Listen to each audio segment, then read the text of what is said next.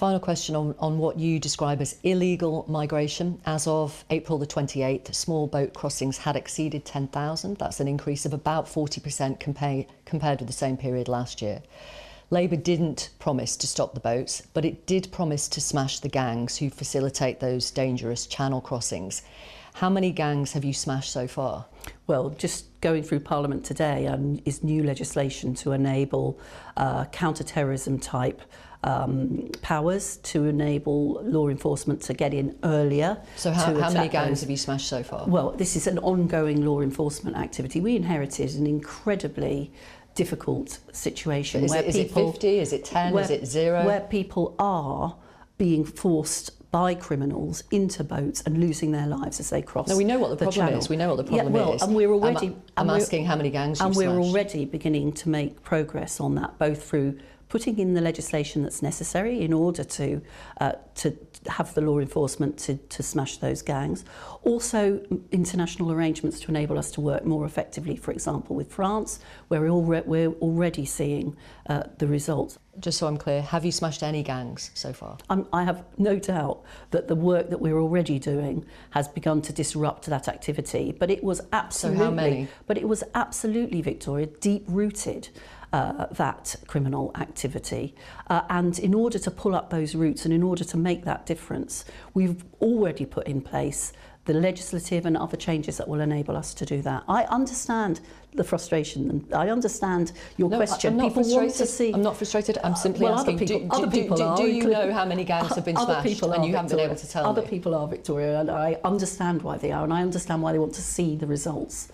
And that's the reason why we're taking the action. For example, the legislation going through Parliament today that, by the way, was opposed by the Tories and Reform. Thank you very much. By a political correspondent who isn't here to play softball. If political cowardice were an Olympic sport, Labour peer Jacqui Smith would be bringing home the gold. In a moment that would be comical if it weren't so terrifying, the former Home Secretary was asked, not once, not twice, but 7 times, about Labour's plan to smash the gangs currently plaguing Britain's streets. And 7 times she ducked, dodged, dithered, danced her way around the question like it was a live grenade. Spoiler, it wasn't. It was a softball, an easy opportunity to take a clear stance on law and order. Instead, we got the political equivalent of elevator music. Let's be honest, the only thing Labour has ever smashed when it comes to gangs is the public's trust. Jacqui Smith, who once presided over a Home Office that became synonymous with bureaucratic confusion and policy paralysis, now can't even bring herself to utter the phrase "smash the gangs." Is it because it might upset someone's sensibilities? Or because acknowledging the scale of the problem would mean admitting Labour helped create it? Let's not forget, Labour's record on gangs is a gallery of missed opportunities, bleeding, heart deflections, and social worker talking points. During Smith's tenure, knife crime surged, youth violence spiraled, and gang culture embedded itself into Britain's urban landscape. And yet, to hear her now, you'd think it was all a misunderstanding, a peer glitch, not a policy failure. This isn't just a bad look for Jacqui Smith, it's a damning indictment of Labour's entire crime narrative. When even the party's so-called big beasts can't find the backbone to speak plainly about gangs, what hope is there for the rest of them? Smith's silence, multiplied 7-fold, isn't just an embarrassment, it's a symptom. A party that once aspired to govern now flinches at governance. If Labour can't even talk tough, how on earth can we trust them to act tough? In the end, Smith's interview wasn't just a disaster for her. It was a warning for Britain. When Labour peers can't even summon the courage to condemn gangs, they don't deserve to be anywhere near power. Just very quick. What do you make of him? Genuinely, 1 minute. Seriously. I always found him hard work. I always found him to be duplicitous. I found him to be a liar. I found his team to be very hard work. My honest thought has always been, and I've seen some people say, oh, he's only saying this now because, you know, he wanted to be in power. No. I've said this for several years, right? Keir Starmer is an empty vessel. He, for me, is almost in that Tory mould of David Cameron. He wanted to be Prime Minister to say he's been Prime Minister. Yeah. You cannot draw his politics through him in the way that you can others. If you asked him how he wished to leave his legacy and what he wished the country to look like, I don't think he could tell you.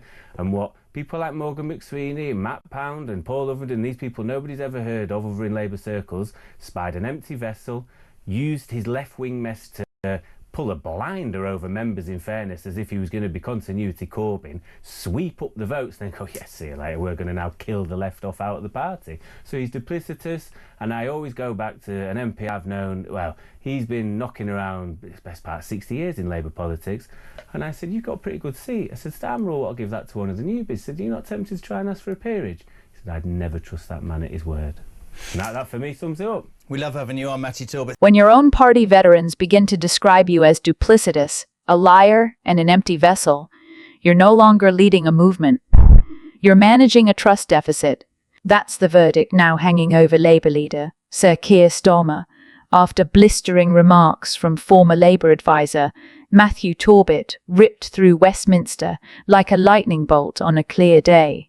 Talbot, no stranger to Labour's internal machinery, didn't hold back. His words weren't crafted to wound. They were designed to expose. An MP, he's been in Labour politics for 60 years. He told me I'd never trust that man at his word. That, for me, sums him up. Talbot said in a scathing interview that has since sent tremors through the already fragile confidence in Starmer's leadership. This isn't a one-off muttering from a disillusioned backbencher. It's a crystallization of a growing feeling among Labour loyalists that Keir Starmer is a man of shifting positions, unmoored principles, and a public image constructed entirely from polling data and press releases. A man who rode into leadership promising unity and integrity, and instead delivered ambiguity and quiet purges. Matthew Talbot's commentary didn't just indict Starmer's character, it challenged the very legitimacy of his leadership. And coming from someone who worked behind the curtain, this isn't idle gossip. It's diagnosis. The timing couldn't be worse for Labour. With an election on the horizon and Rishi Sunak's Conservatives flailing in their own mess of scandals and stagnation, Starmer should be riding high. Instead, he's looking over his shoulder, not just at the Tories, but at members of his own party who are beginning to whisper out loud what they used to say in private. Let's not forget, Starmer once promised to uphold the 10 pledges he made during his leadership campaign. Many of them tailored to court the Corbynite left: free movement, forgotten; public ownership, filed away; anti-austerity, replaced with fiscal conservatism and cautious soundbites. That kind of duplicity doesn't go unnoticed, and for many in the Labour grassroots, it feels like betrayal dressed up in managerial competence. This latest eruption of criticism puts Starmer in an uncomfortable spotlight. The man who once styled himself as a principled prosecutor of truth now faces allegations of double-dealing from those who know him best. And unlike Tory attack lines, these aren't fabrications. They're from his own corner. The longer Starmer remains silent in the face of accusations like Talbot's, the louder they echo in the minds of the electorate. And in British politics, credibility lost is rarely recovered.